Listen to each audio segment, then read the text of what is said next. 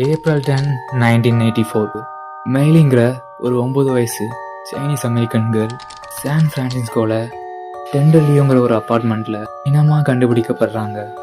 அந்த பொண்ணு ரேப் பண்ணப்பட்டு உடம்புல ஒட்டு துணி இல்லாமல் ஒரு பைப்பில் கொடூரமாக கொலை செஞ்சு தொங்க விடப்பட்டிருந்தாங்க.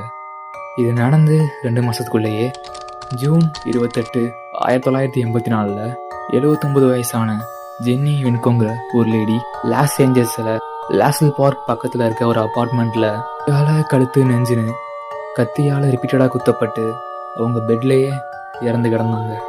அவங்க கழுத்து ரொம்ப ஆழமாக வெட்டப்பட்டிருக்கு.